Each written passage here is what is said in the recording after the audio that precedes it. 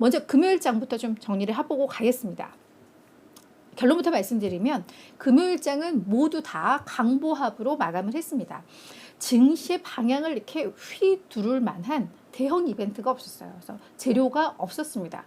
그런 상황에서 그래도 왜 이렇게 상방으로 방향이 잡혔나, 이걸 좀 내용을 보자 하면 아무래도 그 지난 주간에 증시가 많이 하락을 했잖아요. 그러니까 재료가 없다 보니까 그동안 하락한 데 대한 그냥 반발 매수, 저가 매수 뭐 이렇게 좀 이해를 하는 게 편할 것 같습니다.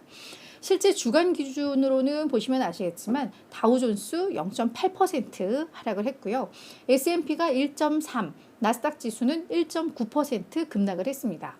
S&P와 나스닥은 3주 만에 하락세로 전환을 한 것이고, 그리고 이 긴축에 대한 우려, 긴축 장기화에 대한 우려가 지난주 증시의 핵심 키워드였잖아요. 그러다 보니까 아무래도 기술주들이 많이 기술주 중심으로 이루어진 나스닥 지수의 낙폭이 컸고, S&P 500에도 아무래도 대형주들이 있다 보니까 기술주들이 이게 다 또 같이 포함이 되어 있잖아요. 그러다 보니까 S&P와 나스닥 지수의 하락폭이 좀 컸다. 이렇게 저희가 이해를 하고 넘어가면 좋을 것 같습니다. 자, 그럼 금요일날 이슈들 뭐가 있었나? 굵직한 이슈는 없다고 했는데 그래도 저희가 체크할 포인트들은 몇 가지가 있죠. 먼저 첫 번째는 국제유가입니다. 유가가 목요일날은 그래도 조금 조정이 나왔어요. 그러다가 금요일날 재차 반등에 나서면서 서부 텍사스 원유 이것도 한 0.7% 상승을 했습니다.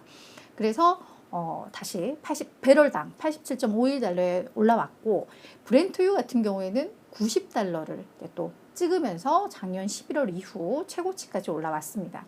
근데 이 유가에 대한 민감도는 아무래도 요 영향이 며칠간 지속되면서 어느 정도 주가에 반영이 된 것 같아요. 그에 대한 우려들이. 그러면서 민감도는 크지는 않았다. 유가가 많이 올랐음에도 불구하고 이런 이슈가 하나 있었고, 두 번째는 개인 투자 심리. 그 전미 개인 투자자 협회에서 매 주말, 그러니까 주간마다 개인들의 투자 심리를 설문조사해서 공개를 하고 있잖아요. 이게 향후 6개월간 증시 어떻게 될 거야에 대한 이제 답변인데, 그걸 제가 아마 7월, 8월까지는 종종 소개를 해드렸어요. 그러다가 그 이후에 제가 이제 뜸했던 것 같은데, 이게 7, 8월 중순까지는 강세 심리가 엄청나게 뜨거웠었죠.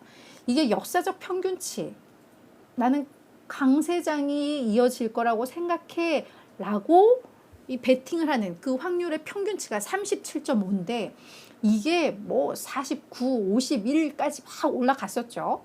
그러다가 8월 한 셋째 주 요맘때부터 이게 평균을 밑돌기 시작을 했습니다. 아무래도 이제 8월 증시 조정 나고 긴축에 대한 우려 다시 부각되고 이러면서 아마 투자 심리가 일부 위축되었던 경향이 있겠죠.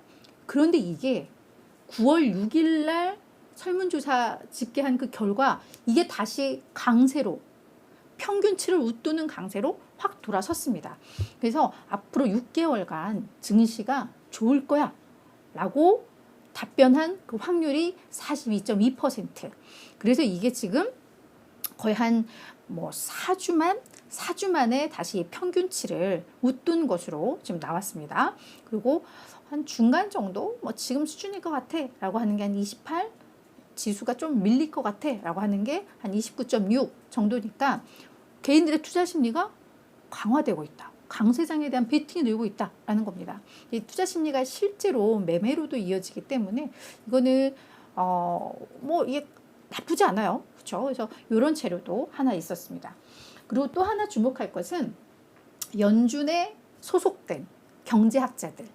그들이 이제 경제에 대해서 다양한 진단들을 내놓는데 이들이 미국 경제가 이제는 골디락스 궤도에 진입했다. 그래서 추가 금리 인상 필요하지 않을 것 같다. 라는 이 보고서가 또 나왔어요. 그래서 이거는 사실은 저희가 좀 봐야죠. 이 자체가 증시에 큰 영향을 미치는 건 아니겠지만 연준의 의사결정자들도 이러한 보고서들을 많이 참고를 한단 말이에요. 그렇기 때문에 저희가 요거를 한번 좀 볼 필요가 있을 것 같은데요. 그 내용을 그래서 구체적으로 정리를 해봤습니다. 시카고 연은의 9월 경제보고서인데요. 그러니까 시카고 연은에 속한 이코노미스트들 스테파니아 다메과 토마스 킹 이코노미스트 두 명이 공동 저자로 해서 이 보고서를 제출을 한 건데요. 결론부터 말씀드리면 미국 경제는 경기 연착륙을 보일 것이고 인플레이션도 내년쯤이면 잡힐 것이고 플러스 성장을 할 것이다. 그래서 이거 골디락스 경제다라고 언급을 하고 있는데요. 뭐라고 하냐면 작년 3월 이후 연준이 11번의 금리 인상으로 이제 미국 경제가 연착륙이라는 골디락스 궤도에 진입한 것으로 판단이 된다라고 하면서 강력한 경기 침체 없이 미국의 인플레이션이 진정될 것으로 예상이 되고 있고 이걸 고려할 때 추가 금리 인상은 필요하지 않을 것 같다.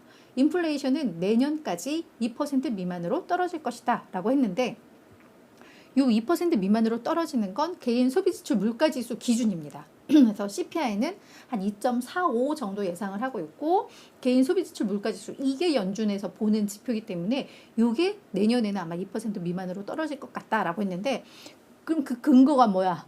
나와야 되잖아요. 말은 뭐 좋아. 근데 이게 하나의 그 경제학자들이 보는 그 경제 모델인 것 같은데요. 벡터 자기회귀 모델 요걸 돌린 결과 이런 결과치들이 나왔다고 합니다. 그래서 뭐 저희가 이 모델까지 공부할 필요는 없을 것 같고요. 이들이 그동안의 과거의 그런 데이터들 그거를 또 뭐 지금의 데이터들을 녹여서 이 추세를 봤을 때 뭐 이러한 앞으로의 미래 추세가 나오더라. 그냥 저희는 그 정도로 요거를 보면 될 것 같아요. 그래서 그렇게 봤더니 생산량은 좀 줄어들면서 가격도 줄더라. 뭐 이런 게 확인이 됐다. 그래서 이런 것들을 본인들이 그 모델 분석을 한 결과 위에 있는 그런 이런 내용들이 요약이 됐다. 이렇게 이야기를 했다고 해요. 그래서 오늘 사진도 우리 승리했다라는 걸로 제가 꼽아봤습니다. 자, 이제 이번 주 일정들을 봐야 될 것 같은데요. 사실 이번 주의 증시 변동성이 좀 커질 가능성이 높습니다.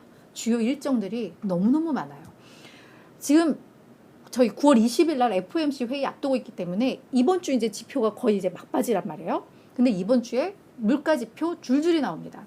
수요일 날 13일 날 소비자 물가 지수가 나올 거고요. 근데 이게 물가 지수가 지금 예상치가 한 3.6 정도 나오고 있거든요. 전년 대비. 이게 지난 7월 CPI가 3.2였으니까 더 높게 나올 가능성이 높습니다. 아무래도 유가가 7월부터 많이 올랐고 이게 막 이제 반영되기 시작을 하다 보니까 물가가 그동안 이제 막 하락 추세에서 자꾸 이제 고개를 드는 듯한 이런 움직임이 나오는데요.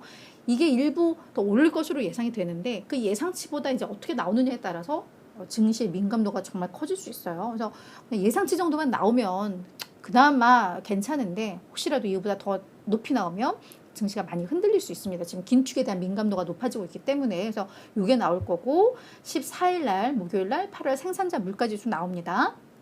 그리고 뭐 신규 실업수당 청구 건수 이건 노동시장 상황 알 수 있고 그리고 이제 소매 경기 알 수 있는 소매 판매까지 나오니까 수요일 목요일 주요 지표들 나오고요. 금요일에도 9월 미시간 소비자 기대지수와 기대 인플레이션 나오고 8월 수출입 물가가 나옵니다.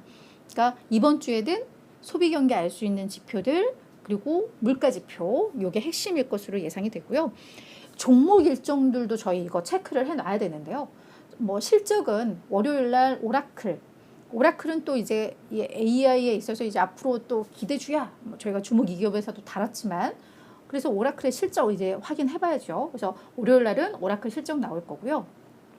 14일 날 어도비도 실적 나옵니다. 어도비도 역시 AI 테마로 묶여 있어요. 그래서 이 두 기업 실적 핵심적으로 좀 보셔야 될 것 같고 그 외에는 이제 화요일 날 애플의 원더러스트 이 행사가 있는데요. 이 원더러스트라는 게 뭐 새로운 경험에 대한 욕구와 성취 뭐 이런 의미를 담고 있다고 해요. 그래서 결국은 이제 신제품, 혁신 제품 공개로 알려져 있는데 이때 아이폰 15 그리고 신제품 애플워치 이런 게 공개될 것으로 보입니다. 지금 중국 때문에 어려움 겪고 있잖아요. 뭐 이틀 동안 시가총액 뭐 2천억 달러 공중 분해되고 이러한 상황이기 때문에 이 신제품 공개 이게 정말 중요한 이슈가 돼버렸어요. 정말 획기적이고 이 소비자들의 마음을 흔들 수 있을 것인가. 그래서 이 이슈 하나 있고 또 하나는 이제 3년 동안 계속 요 준비 작업을 했던 구글과 미국 법무부의 재판이 요 화요일 날 시작이 됩니다. 3년 전에 이 법무부가 구글에 대해서 소송을 제기했어요. 인터넷 검색 부문에 있어서 너희들이 불법적으로 독점적인 행태를 취하고 있고 그러면서 공정 경쟁을 해치고 있어라고 소송을 걸었고 이제 관련해서 계속 지금 언론 막 이용해서 뭐 이런저런 각자들의 입장되고 했는데 요 첫 재판이 12일 날 열립니다. 워싱턴 DC 이 연방법원에서 요 소송이 제기되기 때문에 이 재판이 열리기 때문에 요 이슈도 이제 저희가 좀 봐줘야 할 이슈일 것 같고요. 그리고 14일 날 목요일 날 ARM 요즘 관심들 많죠. 그래서 요게 나스닥 시장에서 첫 거래가 이루어질 것으로 예상이 되고 있습니다. 그래서 이번 주에는 기술주 진영에 있어서 실적부터 빅 이벤트까지 너무너무 많아요. 그래서 이번 주에는 정말 저희들이 정말 체크할 게 많은 한 주간이다. 이렇게 정리를 하시면 될 것 같습니다. 자, 이제 주목 2기업으로 넘어가 보도록 할게요.